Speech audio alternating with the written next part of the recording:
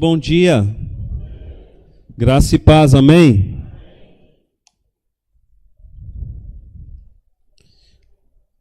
Vamos abrir então a palavra de Deus em Êxodo, capítulo de número 13.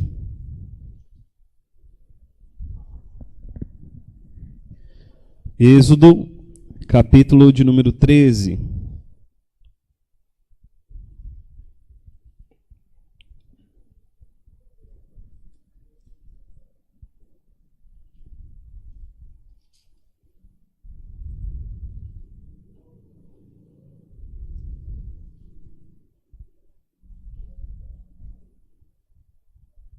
Êxodo, capítulo de número 13.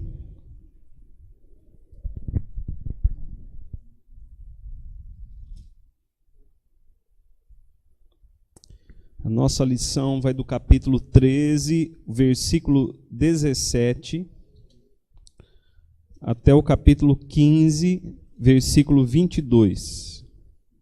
Versículo 21, aliás. Até o capítulo 15, versículo 21. O versículo para memorizar: o Senhor pelejará por vós e vós vos calareis. Êxodo, capítulo 14, versículo 14. O Senhor pelejará por vós e vós vos calareis. E o tema da nossa aula é: Deus retira seu povo do Egito com poder e maravilhas. Esse é o nosso título, né? O nosso tema da aula: Deus retira seu povo do Egito com poder e maravilhas. Nós vamos ler o texto bíblico, mas é um texto bem longo, não dá para ler todo ele, né? Eu tenho pedido aos irmãos que leiam em casa o texto antes e peço que leiam mais de uma vez. É importante que você leia várias vezes o texto, e se possível todo o texto do Êxodo. Mas eu vou fazer aqui então um resumo, e depois, conforme nós formos estudando, nós vamos fazendo a leitura. Ok, irmãos? Vamos fazer assim? Então, o que acontece aqui eu vou fazer então um resumo. O que acontece aqui é depois da Páscoa, né? Nós temos as pragas, as 10 pragas, os 10 golpes. O golpe fatal sobre o Egito foi a morte dos primogênitos. Nós vimos isso semana retrasada e também semana passada, porque culminou de ser a Páscoa semana passada. Então nós falamos sobre esse último golpe de Deus sobre o Egito. Tem a consagração dos primogênitos aqui no capítulo de número 13, do versículo 1 até o versículo 16. E é interessante isso, né? Porque no Antigo Testamento você tinha a consagração do primogênito. E quando Jesus Cristo foi apresentado ao templo, Jesus não foi apresentado ao templo, ali era a consagração do primogênito. Todo primogênito deveria ser apresentado para consagração, uma coisa que não se faz mais, né, no Novo Testamento. E aí depois do versículo 17, que é o nosso texto ali, né, capítulo 13, versículo 17 em diante, nós temos Deus guiando pelo caminho o povo. Então Deus vai guiando o povo de Israel na saída ali do Egito. Deus tem um plano. Qual que é o plano de Deus? Deus havia um caminho para o povo ser guiado, um caminho mais perto, mas Deus guia o povo por um outro caminho. Qual que é o plano de Deus? É endurecer o coração de Faraó. Ele endurece o coração de Faraó, ele endurece o coração dos egípcios para que persigam o povo de Israel. E a ideia de Deus, então, é destruir os egípcios, todo o exército dos egípcios ali na passagem do Mar Vermelho. Então vamos ler ali o capítulo 13, alguns versículos. Versículo 17 diz assim: tendo Faraó deixado ir o povo. Vocês estão aí comigo, amém? Tendo Faraó deixado ir o povo, Deus não o levou pelo caminho da terra dos filisteus, posto que mais perto, pois disse, para que porventura o povo não se arrependa, vendo a guerra, e torne ao Egito. Porém Deus o fez rodear pelo caminho do deserto, perto do Mar Vermelho, e arregimentados subiram os filhos de Israel do Egito. Também levou Moisés consigo os ossos de José, pois havia feito os filhos de Israel jurarem solenemente, dizendo, certamente Deus vos visitará, daqui, pois, levai convosco os meus ossos. Tendo, pois, partido de Sucote, acamparam-se em Etã, à entrada do deserto. O Senhor ia adiante deles durante o dia, numa coluna de nuvem, para os guiar pelo caminho, durante a noite, numa coluna de fogo, para os alumiar, a fim de que caminhassem de dia e de noite. Nunca se apartou do povo a coluna de nuvem durante o dia, nem a coluna de fogo durante a noite. Até aqui, vamos ali para a nossa folha. Vamos ler ali o primeiro parágrafo, e aí a gente explica essa parte. Então, nessa lição, nós vamos ver efetivamente o êxodo, ou seja, a saída do povo de Israel do Egito. Então, esse é o momento em que o povo de Israel sai do Egito. O momento que essa leitura que nós estamos fazendo é exatamente o momento em que o povo de Israel sai do Egito, e essa saída do povo de Israel do Egito leva o nome de Êxodo, o nome do livro que nós temos aqui. E aqui nós já podemos fazer uma aplicação, né? Porque o povo de Deus, ele vai sair. O Egito aqui, ele representa o mundo de pecado, e o povo de Deus, aqueles que vão ser salvos por Deus, eles vão sair desse mundo de pecado. Nós enfatizamos aqui, veja ali na folha, enfatizamos que tudo o que aconteceu até aqui foi plano e ação de Deus. Amém, queridos? Isso é importante. Por quê? Porque nada que acontece na história do povo de Deus é por acaso. As coisas não vão acontecendo por acaso. Deus é soberano, Deus está no controle, Deus está guiando o seu povo. Tudo que vai acontecendo aqui é um plano de Deus. Isso a gente vê lá desde o Gênesis capítulo 3, versículo 15, quando Deus fala para Adão, vai haver duas sementes, uma semente da mulher, a semente da serpente, da semente da mulher, vai vir o Salvador, e Deus vai conduzindo a história para a chegada desse Salvador. Quando Deus chama Abraão, e Deus faz aliança com Abraão, Deus disse a Abraão, o povo, né, a tua descendência, vai para o Egito, vai ficar ali no Egito por 400 anos, e depois eu vou tirá-los ali do Egito, sairão com grandes riquezas. Ou seja, aquilo que Deus disse para Abraão está acontecendo agora. E está acontecendo agora como concretização da palavra de Deus, mas também como concretização do plano de Deus, do decreto de Deus, daquilo que Deus já havia dito a Abraão que aconteceria. Então, tudo que aconteceu até aqui, desde Gênesis até aqui, foi plano de Deus, propósito de Deus. Então, a história, ela não acontece ao acaso. A história, ela não está solta. Ou seja, nós vamos vivendo a história e então Deus vai ajustando as coisas conforme os homens vão vivendo. Não. Deus é que vai coordenando toda a história. É por isso que Deus pode dizer como vão ser os últimos dias. Quando a gente lê literatura apocalíptica, Deus diz o quê? O que vai acontecer. Qual que é a garantia que as coisas vão acontecer? A soberania de Deus. Então Deus disse a Abraão o que iria acontecer, e o que ele disse a Abraão que iria acontecer, está acontecendo. Então aqui o povo de Deus está saindo do Egito. Então veja ali uma outra frase que nós escrevemos ali. Deus guia o seu povo na saída do Egito. Capítulo 3, versículo 17, capítulo 13, versículo 17. Alguém pode ler? Primeiro versículo nosso ali, né?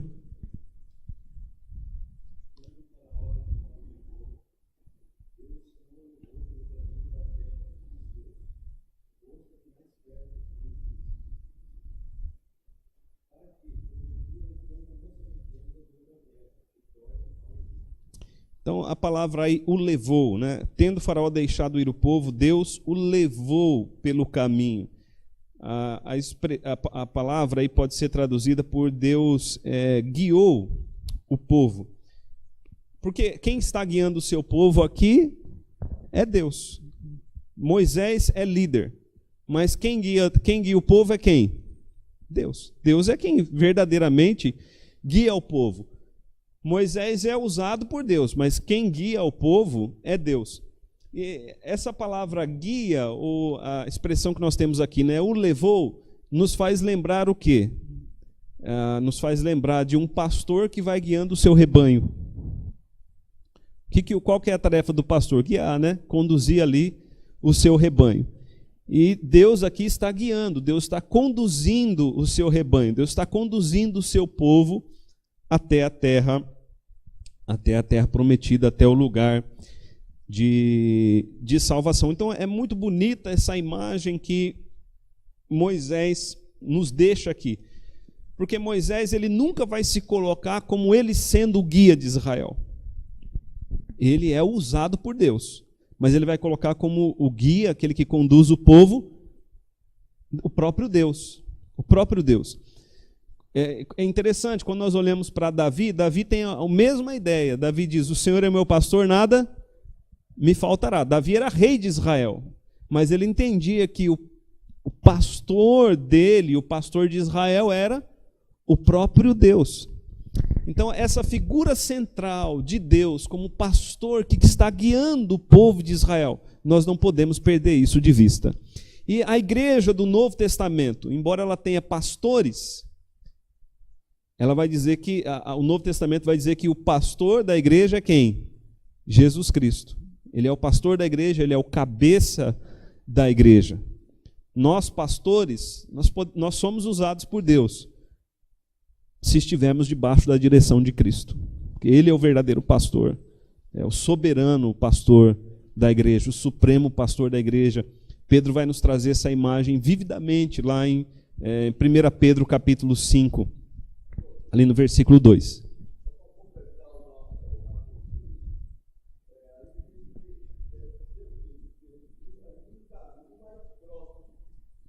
Sim.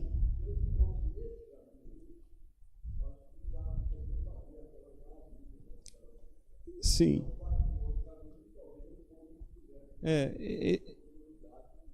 Sim. Primeiro eu quis enfatizar aqui que quem guia o povo é o próprio Deus, né? Mas ele dá um motivo aqui. Ele diz que não guiou o povo pelo outro caminho para que o povo não visse a guerra e se arrependesse, né? Porque o povo de Israel, nós vamos ver mais adiante, lá no capítulo, perto do capítulo 19, nós vamos ver que o povo de Israel não tinha um exército. Era um povo que estava saindo ali do Egito. Aí depois nós vamos ver a formação do exército de Israel, aqui mesmo em Êxodo. Mas aqui eles não tinham um exército. Se eles tivessem que enfrentar uma guerra, eles iam ficar com medo, porque eles não sabiam ainda como lutar. Porque eles passaram 400 anos no Egito como escravos, não como guerreiros. Os irmãos estão entendendo? Então eles saem, é um povo que está acompanhando Moisés. É um povo desorganizado. Depois vai ter a organização da nação de Israel, com líderes, juízes e tal. Formação de exército. Nós vamos ver o povo de Israel se organizando. Mas aqui é simplesmente um povo saindo do Egito. Ok. Então, veja ali na folha, né? Deus guia o seu povo.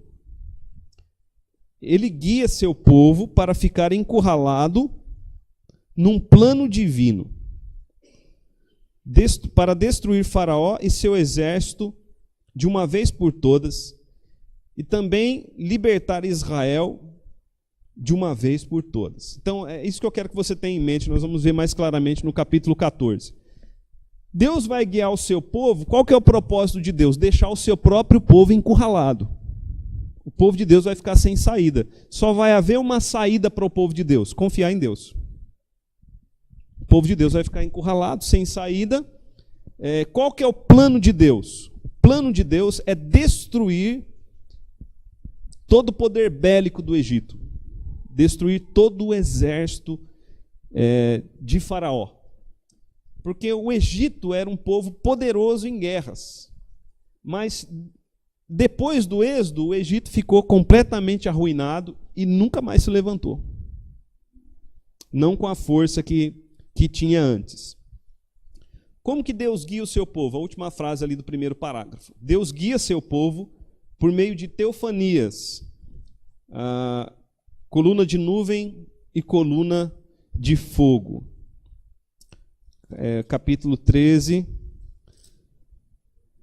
versículo 21, diz assim: E o Senhor ia adiante deles.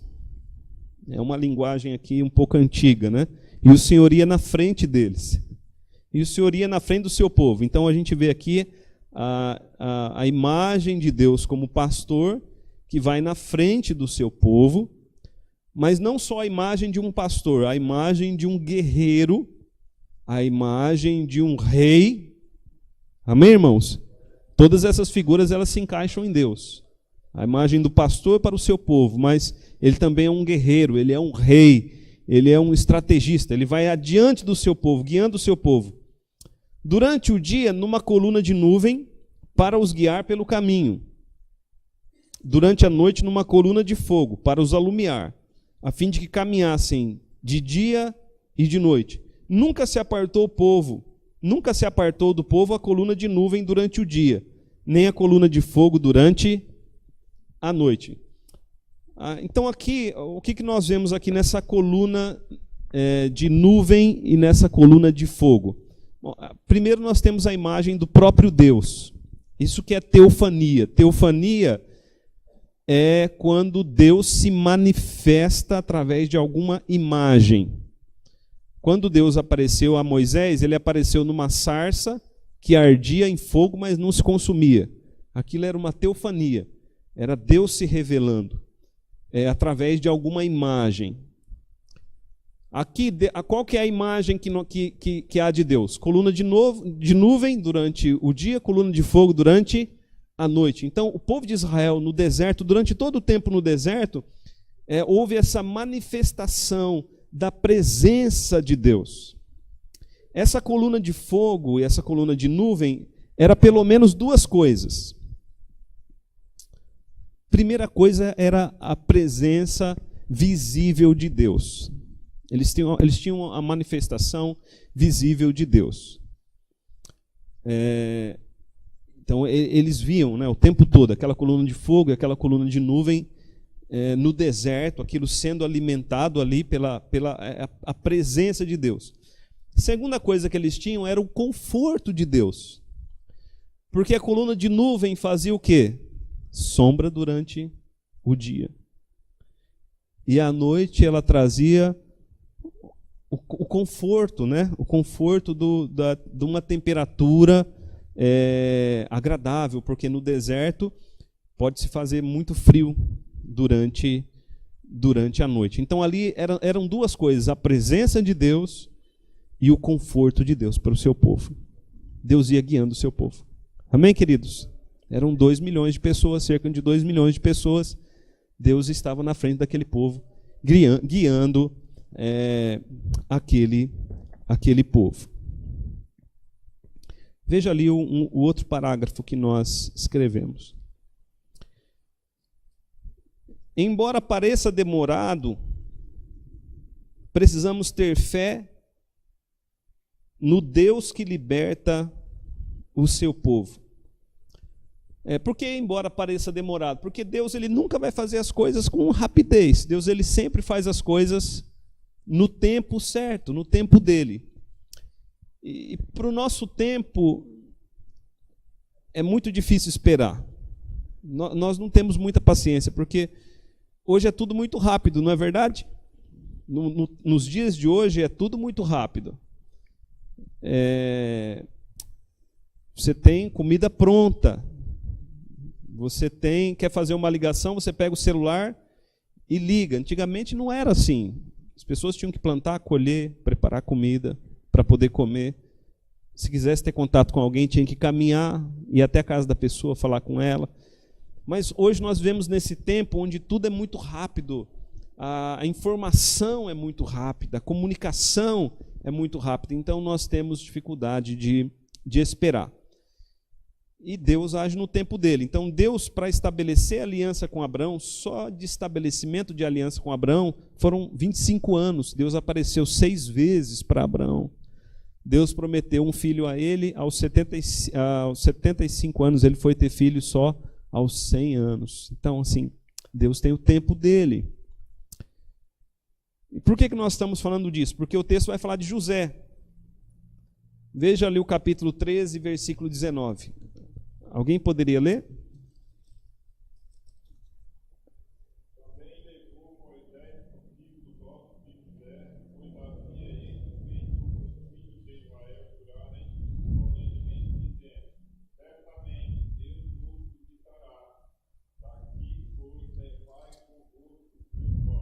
Então você vê a fé dos homens de Deus.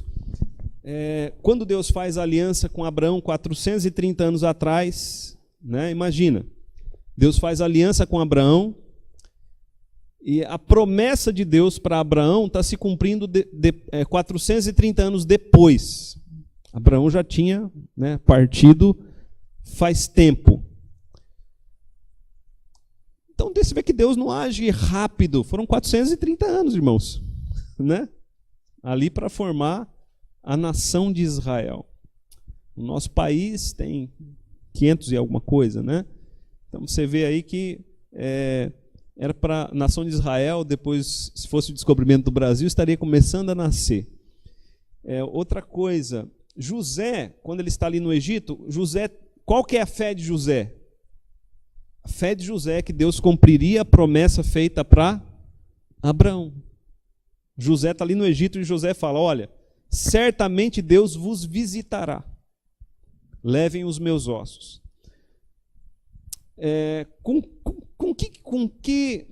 Com que fé José fez isso? A fé de José estava depositada na palavra que Deus disse para Abraão. Então, embora Deus pareça demorado, nós precisamos ter fé que aquilo que ele nos disse, ele vai cumprir. Pedro vai dizer que algumas pessoas julgam demorado, que Jesus não veio ainda, né? Por que Jesus não veio ainda? Já se passaram 2000 anos. Por que ele não veio ainda? Porque a resposta de Pedro é porque Deus tem um povo para salvar. Quando Deus tiver salvado todo o seu povo, então Jesus vai voltar. E aí Deus tem o tempo dele para cumprir esse propósito. Agora nós precisamos ter fé. É interessante, né? Veja ali, a fé de José é respondida. A fé de José é respondida mesmo depois de morto. Por que a fé de José é respondida? Porque José pediu, olha, levem os meus ossos daqui. Então a fé de José, ela é atendida, ela é respondida, eles não se esqueceram de José. E os outros 11 irmãos de José? Somente os ossos dele foram levados do Egito até a terra prometida? Ao que tudo indica assim, né? José, quando na ressurreição dos mortos, ele vai ressuscitar na terra prometida. Os outros irmãos dele vão ressuscitar lá no Egito, porque eles não agiram com a mesma fé de José, de que Deus visitaria o seu povo. Ok, irmãos, está claro? Alguma dúvida? Ok. Vamos ler ali então o capítulo 14, aí o plano de Deus, né? Deus vai na frente do seu povo como guerreiro, como rei. Capítulo 14.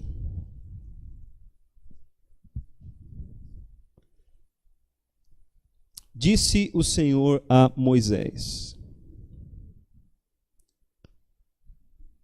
Então vê que parte de Deus, não parte de Moisés, né? Quem está guiando é Deus. Moisés é usado por Deus, mas quem guia o povo é mesmo Deus. Disse o Senhor a Moisés: fala aos filhos de Israel que retrocedam e se acampem defronte de Pi-Hairote, entre Migdol e o mar, diante de Baal-Zefon, em frente dele vos acampareis junto ao mar. Então Faraó dirá dos filhos de Israel: estão desorientados na terra, o deserto os encerrou. Endurecerei o coração de Faraó para que os persiga, e serei glorificada em Faraó e em todo o seu exército, e saberão os egípcios que eu sou o Senhor, e assim o fizeram. Então, vocês irmãos estão entendendo aqui que é uma estratégia de guerra. Você tem que ler esse texto aqui como uma estratégia de guerra. Deus, o estrategista, Deus está bolando aqui uma estratégia. Deus está dizendo assim para o povo: olha, fiquem encurralados. Vão para aquele cantinho ali, entre Migdol e o mar. Vocês vão ficar encurralados. Eu vou fazer Faraó pensar que vocês estão encurralados, que vocês estão sem saídas. E aí eu vou endurecer o coração de Faraó para perseguir vocês. Quando ele for perseguir vocês, aí eu vou mostrar para ele que eu sou Deus.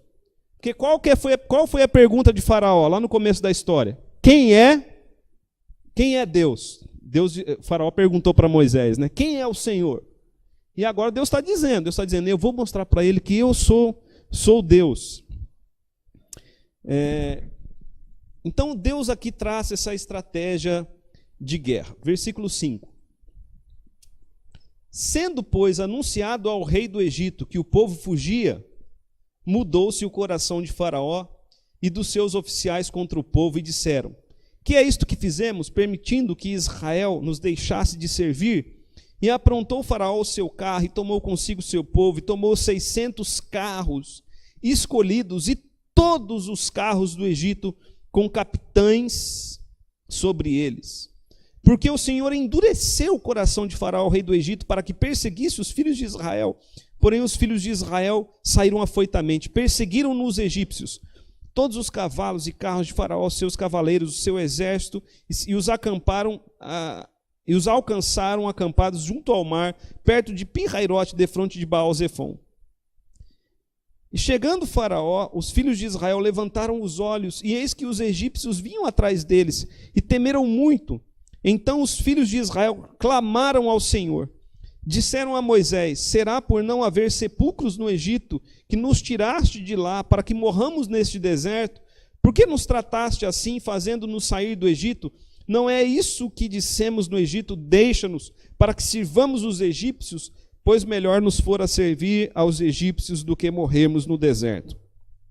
Moisés, porém, respondeu ao povo: não temais, aquietai-vos, e vede o livramento do Senhor que hoje vos fará, porque os egípcios que hoje vedes, nunca mais os tornareis a ver. O Senhor pelejará por vós, e vós vos calareis. Então, aqui, nessa leitura, a gente percebe claramente no final da leitura que tudo era um plano de Deus, que o povo de Israel não teve essa percepção, que era tudo um plano de Deus, mas Moisés tinha essa percepção. Porque Moisés disse assim para o povo: olha, fiquem calmos, fiquem tranquilos, Deus é soberano, Deus está no comando, é tudo um plano de Deus. Os egípcios que vocês estão vendo hoje, vocês nunca mais vão vê-los. Deus vai pelejar por vocês. Deus vai vencer os egípcios, né? O Senhor pelejará por vós e vós vos calareis. Em outras palavras, ele está dizendo: Deus vai calar a boca de vocês quando ele se levantar. O que Moisés estava dizendo vocês precisam ver que Deus é o guerreiro que está na frente, Deus é o rei que está nos conduzindo, e ele é um rei perfeito, soberano. Se ele nos trouxe até aqui, ele vai dar jeito na situação. Então veja ali no terceiro parágrafo da nossa folha. Deus ordena a Moisés colocar o plano divino em ação para a destruição dos egípcios e salvação dos israelitas. Então Deus fala para Moisés colocar o plano em ação. Deus fala assim para Moisés: Moisés, dize aos filhos de Israel que retrocedam, né? Ou seja, eu tenho um plano, faz o que eu estou mandando. O plano divino destruiria o grandioso exército egípcio. Por quê, irmãos? Porque o texto bíblico vai dizer que todo o exército de Faraó perseguiu Israel. E depois nós vamos ver que todo o exército de Faraó é destruído. Então o poder bélico do Egito acabou. Qualquer inimigo venceria o Egito dali por diante, porque eles ficaram sem exército. O que defende uma nação é o quê? O seu exército. Uma nação sem exército é uma nação desprotegida. E Israel não tinha um exército. Por isso que Faraó achava que ele podia controlar Israel a qualquer momento. Israel não tinha um exército, mas Israel tinha Deus, que era o guerreiro, né? O grande guerreiro que venceria ali os egípcios. O que Deus faz? Veja ali na folha. Deus endureceu o coração de Faraó, que perseguiu Israel, porém é notório que Faraó perseguiu Israel porque não queria ver seus escravos indo embora. A perseguição de Faraó contra Israel é a primeira grande provação entre meio ao êxodo do Egito. Então Deus está fazendo o que aqui? Deus está mostrando ao seu povo que ele conduz o seu povo, que ele defende o seu povo, mas Deus também está colocando a fé do seu povo em prova. E aqui, qual que é a primeira provação do povo de Israel depois que sai do Egito? A perseguição de Faraó. Essa é a primeira provação. Veja ali, ela trouxe ao coração dos filhos de Israel muito medo, mas também os despertou para oração. Capítulo 14, versículo 10. Alguém poderia ler?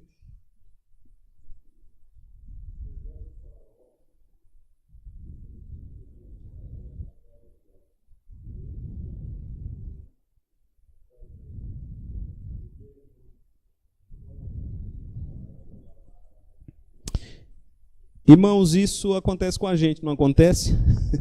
A gente sabe que Deus é soberano.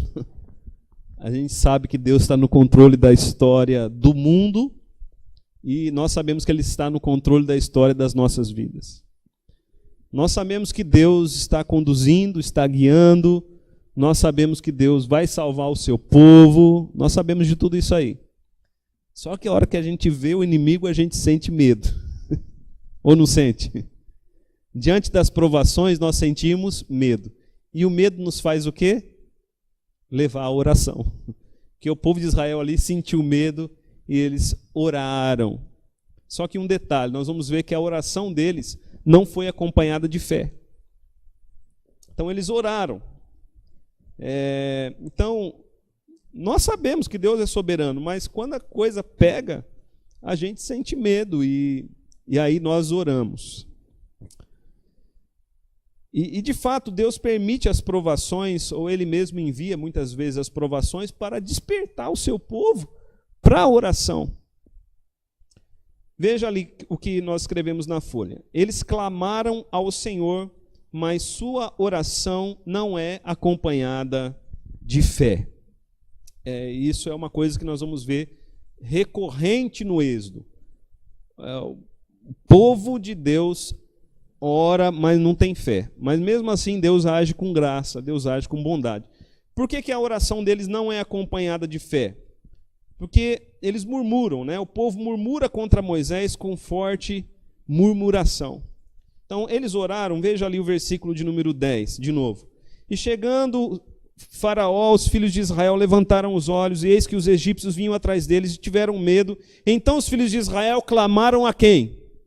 Ao Senhor, eles oraram a Deus. A primeira reação deles foi essa: Deus, livra a gente, Pai, e agora? Senhor, tem misericórdia. Olha o inimigo ali, Senhor, olha o exército de Faraó. Deus, nos ajude, se levante, né? Tal, eles oraram. Mas quando eles viam que Faraó continuava vindo a eles, voltaram-se contra Moisés. Versículo seguinte vai dizer assim, versículo 11. Disseram a Moisés: por não haver sepulcro no Egito, nos tiraste de lá para que morramos no deserto. Por que nos trataste assim, fazendo-nos sair do Egito? Não é isso que dissemos no Egito? Deixa-nos para que sirvamos aos egípcios, pois melhor nos fora servir aos egípcios do que morrermos no deserto. Então, eles oram, mas a oração deles não é acompanhada de fé. É como o crente que ora, mas depois que ele se levanta da sua oração, ele sai murmurando. Deus não existe, Deus não vai me ajudar, olha só a situação que eu estou. Quer dizer, é uma oração que não é acompanhada de fé. eles eram um povo imaturo, eles estavam ainda aprendendo. Eles estavam aprendendo as coisas. Nós vamos ver que depois eles se tornam um povo mais maduro. Mas aqui a oração deles não é acompanhada de fé. Porque o que é fé, irmãos? Fé não é confiança? Eles oraram, mas não confiaram, por isso murmuraram. A murmuração, ela é contrária à fé. Veja ali na folha. O povo murmura contra Moisés com forte murmuração. Está aí comigo? A murmuração, ato contrário à fé, será uma ação recorrente no livro do Êxodo. Nós não vamos ler, você pode ler em casa, mas vai acontecer várias vezes, né? Sempre que Deus coloca o povo diante de uma provação, o povo faz o quê? Murmura. O povo reclama. Moisés sim, ensina ao povo como se portar com fé. Moisés vai ter ali a postura de um homem de fé. Versículos 13 e 14. Moisés, porém, respondeu ao povo. Veja ali na Bíblia. Capítulo 14, versículos 13 e 14. Alguém pode ler bem alto para a gente?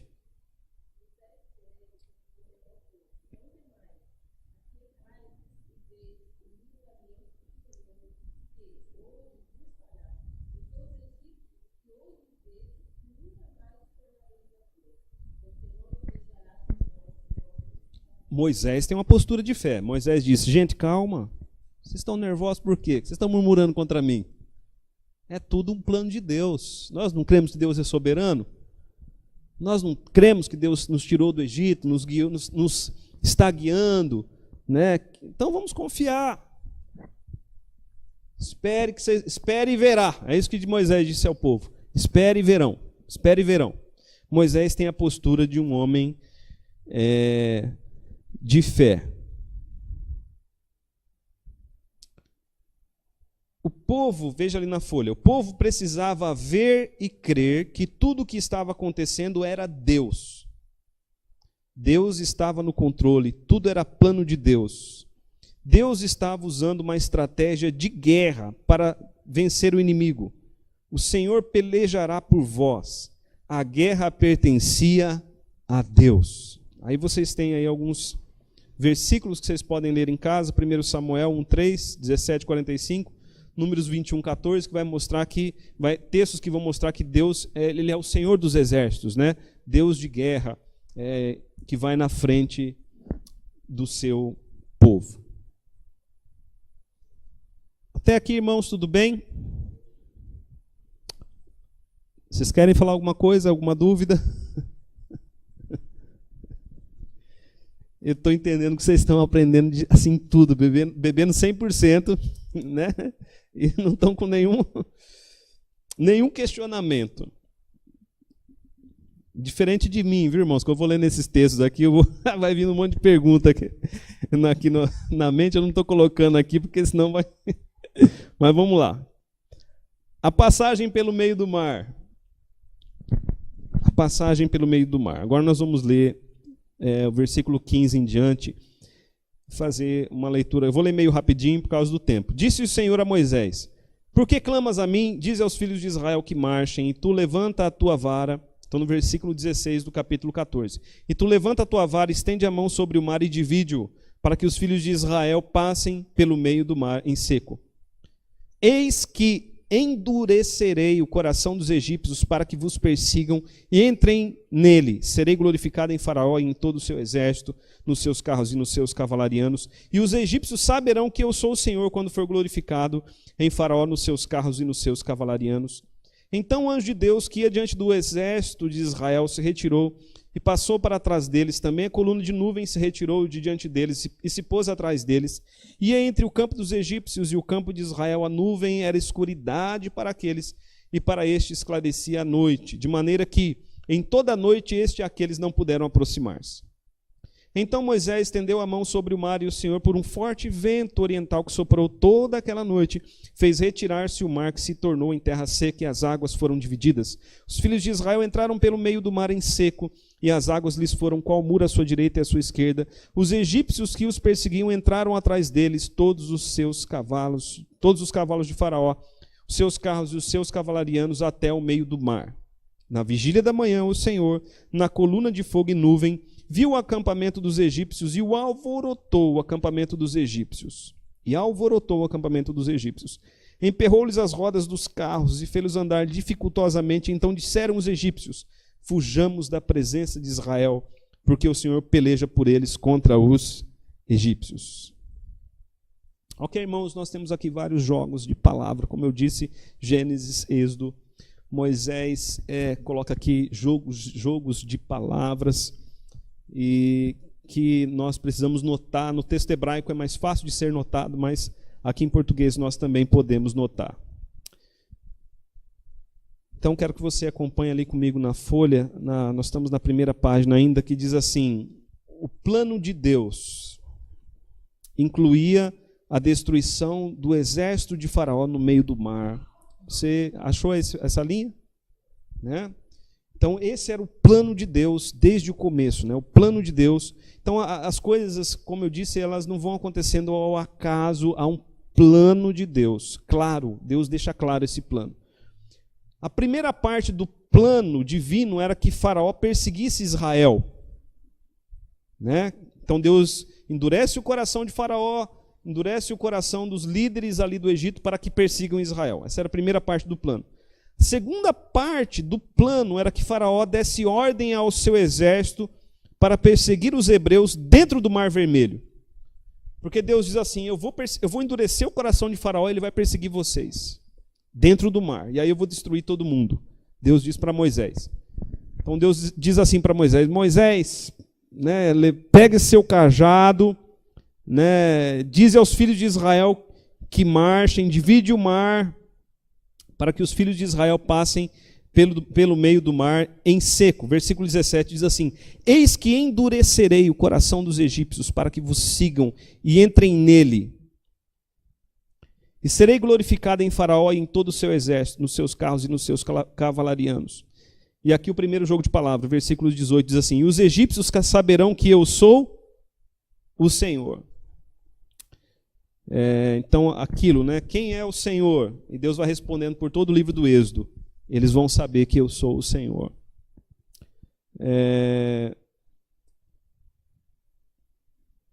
Ok. Deus poderia ter feito tudo sozinho.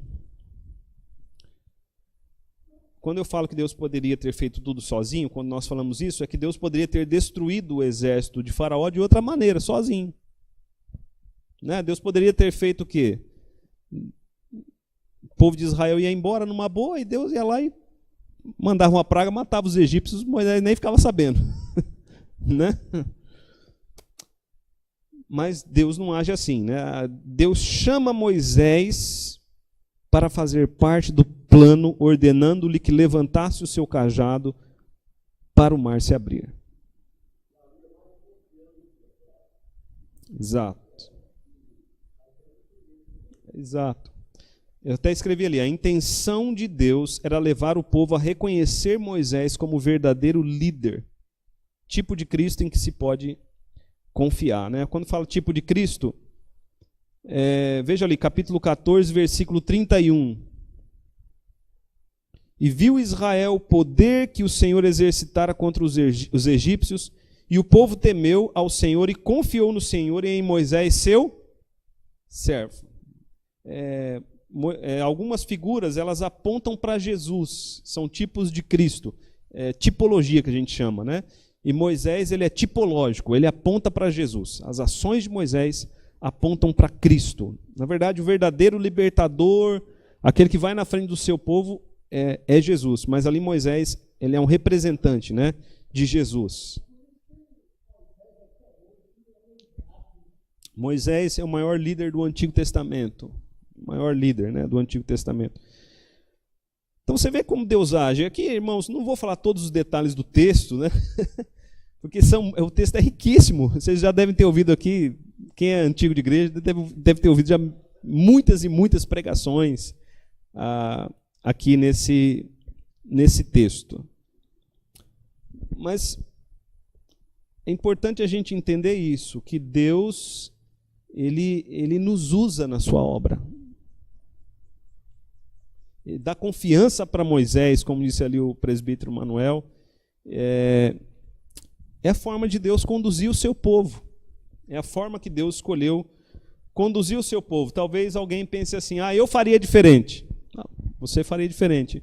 É por isso que por isso que Deus, ele é Deus. É por isso que Paulo diz, né? Quem conheceu a mente do Senhor? Seus caminhos são inescrutáveis, né? Seus juízos, né? Quem pode sondar? Então é a maneira que Deus escolheu ali agir e guiar o seu povo. Oi?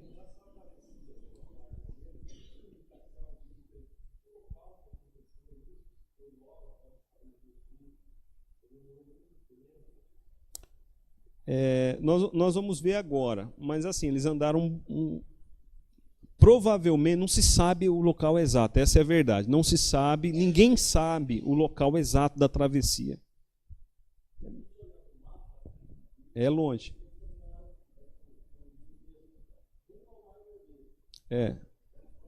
Eles podem ter caminhado até 700 quilômetros. Mas, na verdade, ninguém sabe ali o ponto exato. A arqueologia já achou coisas, mas ninguém sabe o ponto exato ali da travessia. Aparece aí a figura do anjo, o anjo de Deus que impedia os egípcios de se aproximarem de Israel. Quem é esse anjo? Porque ali, de repente, aparece a figura de um anjo.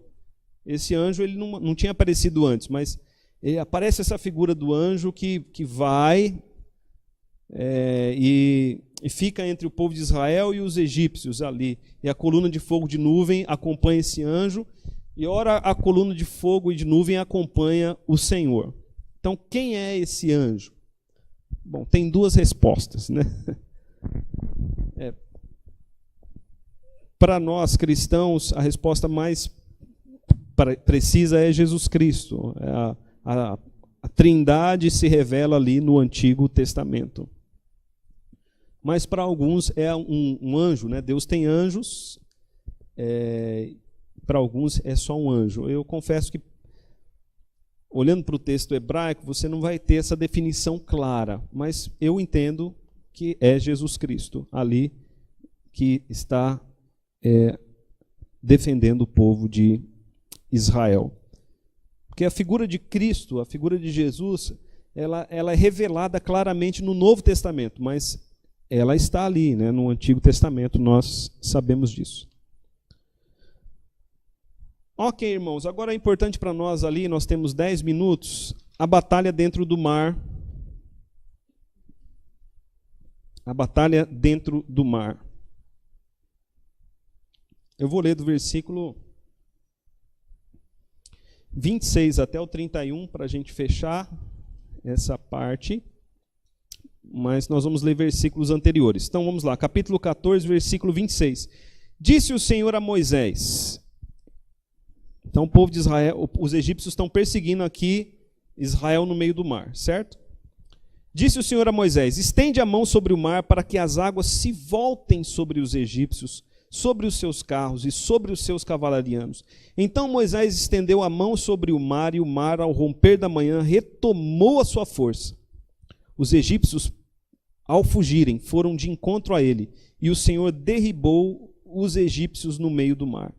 E voltando as águas, cobriram os carros e cavalarianos de todo o exército de Faraó que os haviam seguido no mar. Nem ainda um deles ficou. Mas os filhos de Israel caminhavam a pé enxuto pelo meio do mar, e as águas lhes eram quais muros, à sua direita e à sua esquerda. Assim o Senhor livrou Israel naquele dia da mão dos egípcios. E Israel viu os egípcios mortos na praia do mar. E viu Israel o grande poder que o Senhor exercitara contra os egípcios. E o povo temeu o Senhor e confiou no Senhor e em Moisés, seu servo. Um detalhe aqui é que o povo, os egípcios, eles já tinham desistido de perseguir Israel, eles estavam já voltando para trás. Porque eles reconheceram, eles disseram, ó, Deus peleja por Israel, então vamos embora. E na hora que eles estão ali indo embora, Deus fala para Moisés, Moisés, não deixa eles ir embora não. Estende a mão e manda o mar para cima deles. Porque a ideia de Deus ali, o plano de Deus era destruir mesmo o exército egípcio. Então a batalha dentro do mar. Então você tem ali alguns pontinhos, né? Primeira coisa, o mar se abriu por um forte vento que durou a noite toda. Então, isso, irmãos, existem fenômenos naturais que podem promover isso, né? Já aconteceu de rios serem divididos pela força do vento. E aqui o Mar Vermelho, ele se abriu pela força do vento. É o próprio texto que diz, versículo 14, versículo 21. Capítulo 14, versículo 21 diz assim: Então Moisés estendeu a mão sobre o mar, e o Senhor, por um forte vento oriental, que soprou toda aquela noite, fez retirar-se o mar, que se tornou terra seca, e as águas foram divididas. Então, como é que o Mar Vermelho se abriu? Por força de vento. Quem mandou o vento? Deus. Deus mandou um vento, o vento soprou quanto tempo? A noite inteira. O vento soprou a noite inteira, o mar foi se dividindo. Imagina a força desse vento. Imagina o povo ali aguentando esse vento também. O vento era forte. Agora, era um vento enviado por Deus, controlado por Deus. Irmão, não era vento que veio do acaso. É quando Moisés transforma água amarga em água doce, como a gente vai ver na lição seguinte, Moisés faz isso através do quê? De uma árvore. E tem árvores que têm esse poder de transformar a água amarga em água doce. Mas como que Moisés chegou na árvore? Deus é que mostrou para Moisés a árvore. Então aqui o mar ele se abre pela força do vento. Então Deus pode usar meios naturais. Agora tem um detalhe interessante. O vento era tão forte que o leito do mar secou. Imagina, aquilo ali devia ser uma lama. E o leito do mar se tornou em terra seca. Então a força de Deus, né, e a precisão de Deus em enviar aquele vento. Então o primeiro detalhe é esse, né? O segundo detalhe, a força do vento era tal que secou o leito do mar. Já escrevemos ali. O mar se tornou em muros e no meio terra seca, porque não dá para andar na lama, né? Imagina ali 2 milhões de pessoas, tem velho, tem criança, tem carro de boi. O leito do mar tinha que estar seco. Todo o poder bélico do Egito perseguiu Israel mar adentro, até o meio do mar. No meio do mar, o Senhor quebrou os carros dos egípcios. Os egípcios, antes da sua destruição, reconheceram que era Deus quem lutava contra eles. Nós já vimos. Deus, fazendo uso de Moisés, destruiu todo o poder bélico do Egito, fechando sobre eles as águas do Mar Vermelho. Irmãos, é sempre assim. Quando o diabo acha que vai vencer, ele perde. Né? Você vê, quando Jesus Cristo morreu, o diabo achou o quê? Agora eu venci. Mas no terceiro dia Jesus ressuscita. O Apocalipse vai dizer o quê? Que o povo de Deus vai ficar em determinado momento encurralado. E aí Deus vai vir e vai salvar seu povo. Os irmãos estão percebendo como que Deus age? O que esse texto está nos chamando a fazer? A confiarmos em Deus, em toda e qualquer situação. É o que o Ricardo proclamou antes, né? Na história de Abacuque. A confiança que Abacuque deveria ter em Deus. Ok. O Cântico de Moisés. O Cântico de Moisés, capítulo 15. Deixa eu ver meu tempo ali, eu tenho 5 minutos. Escutei, teve sinal já? Não, né?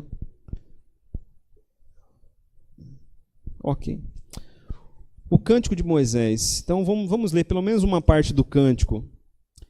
Então entoou Moisés e os filhos de Israel este cântico ao Senhor e disseram. Então eles viram ali, irmãos, eu não sei como que é a sua mente, né? Mas assim, minha mente dá uma viajada, eu fico imaginando as coisas, né? E para mim não é uma cena muito bonita, o mar cheio de gente morta. Mas quando Moisés viu ali o mar cheio dos corpos dos egípcios, né, que haviam morrido, ele entoou esse cântico.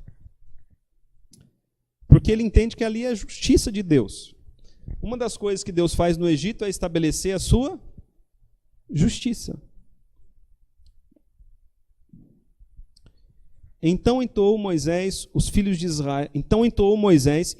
de Israel este cântico ao Senhor e disseram: Cantarei ao Senhor, porque triunfou gloriosamente. Lançou no mar o cavalo e seu cavaleiro. O Senhor é minha força, o meu cântico, ele foi minha salvação. Esse é o meu Deus, portanto eu o louvarei. Ele é o Deus de meu pai, por isso eu o exaltarei. O Senhor é homem de guerra, o Senhor é o seu nome. E aqui o cântico de Moisés deixa claro que tudo era um plano de Deus e que Deus é guerreiro. Versículo 4. Lançou no mar os carros de Faraó e o seu exército, seus capitães afogaram-se no mar vermelho, os vagalhões os cobriram, desceram às profundezas como pedra. A tua destra, ó Senhor, é gloriosa em poder, a tua destra, ó Senhor, despedaça o inimigo. Na grandeza da tua excelência derribas os que se levantam contra ti, envias o teu furor, que os consome como restolho. Com o resfolgar das tuas narinas, né? Aqui a ênfase ao vento que abriu o mar.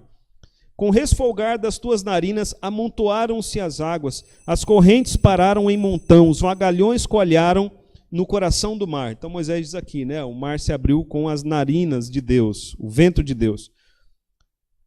Deus respira forte, né? O inimigo dizia: perseguirei, alcançarei, repartirei os despojos, a minha alma se fartará deles, arrancarei a minha espada, e a minha mão os destruirá. Sopraste com o teu vento, e o mar os cobriu. Afundaram-se como chumbo em águas impetuosas.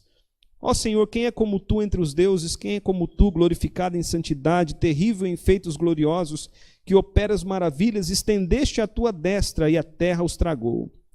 Com a tua beneficência guiaste o povo que salvaste. Com a tua força levaste a habitação da tua santidade. Os povos o ouviram, eles estremeceram, agonias apoderaram-se dos habitantes da Filícia. Ora, os príncipes de Edom se perturbam, os poderosos de Moabe se apodera temor. Esmorecem todos os habitantes de Canaã, pois sobre eles cai espanto e pavor, pela grandeza do teu braço. Emudecem como pedra, até que passe o teu povo, Senhor, até que passe o povo que adquiriste. Tu os introduzirás e o plantarás no monte da tua herança, no lugar que aparelhaste, ó Senhor, para a tua habitação. No santuário, ó Senhor, que as tuas mãos estabeleceram, o Senhor reinará por todo sempre. Agora vocês repararam aqui no cântico de Moisés, que Moisés ele fala de Deus, como Deus sendo um estrategista de guerra. Moisés fala de Deus como o povo do Egito tinha um plano, mas o plano de Deus era maior, né? Qual era o plano deles, dos egípcios? Vamos perseguir, vamos vencê-los à espada. Mas o plano de Deus era maior. Agora aqui 2 detalhes importantes para nós. Todo momento Moisés faz o quê? Exalta Deus. Ele nunca se exalta. Moisés teve a sua participação. Quando Moisés foi abrir o mar, Moisés que tocou no mar, né? O mar se abriu. Para o mar fechar, Moisés levantou a mão e o mar fechou. Mas aqui Deus diz o quê? Que foi a mão de Deus. Estendeste a tua mão, Senhor. Então Moisés reconhece que a mão dele não tinha poder nenhum. O poder estava nas mãos de Deus. Mas ele foi usado por Deus. Os irmãos estão entendendo? Em nós não há poder nenhum. Mas Deus nos usa. Deus nos concede poder. Mas o poder que Deus nos concede ainda é dele. Por isso toda a glória, toda a honra, todo louvor, toda exaltação ao Deus que guia o seu povo. Moisés aqui ele coloca também uma visão celestial, porque ele está dizendo assim, o Senhor está guiando, o Senhor está conduzindo o teu povo para o lugar da tua habitação, o Senhor vai introduzir o teu povo no teu santuário. Então Moisés está entendendo que Deus não está levando o povo somente ali para uma terra geográfica, mas Deus está levando o seu povo para uma terra eterna. Irmãos, é maravilhoso esse hino de Moisés. E depois nós temos a antífona de Miriam e das mulheres. Por que antífona? Né? Porque elas repetem aquilo que Moisés disse. Veja ali. Profetiza Miriam, irmão de Arão, tomou um tamborim, todas as mulheres saíram atrás delas com tamborins e com cânticos, e Miriam respondia: cantai ao Senhor, porque gloriosamente triunfou e precipitou no mar o cavalo e o seu cavaleiro. Ela repete aquilo que Moisés disse, mas você pode imaginar a seguinte cena: os homens cantando e as mulheres respondendo, porque aqui diz que todas as mulheres com tamborins, né, elas respondiam. Então você pode imaginar os homens cantando, o Senhor é homem de guerra, e as mulheres respondendo, triunfou, precipitou no mar o cavalo e o seu cavaleiro.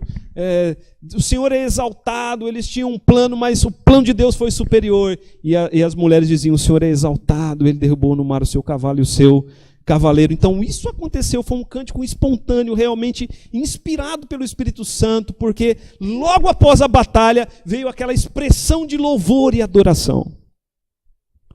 E você imagina, glorificaram. E você imagina que depois da ressurreição de Cristo, isso também aconteceu. E você imagina que quando Jesus voltar e Deus precipitar no mar, né, no fundo do mar, ou no abismo, o diabo, os nossos inimigos, a morte, nós vamos entoar cânticos de louvor e adoração a Deus, que vão brotar do fundo do nosso coração como gratidão e exaltação a Deus.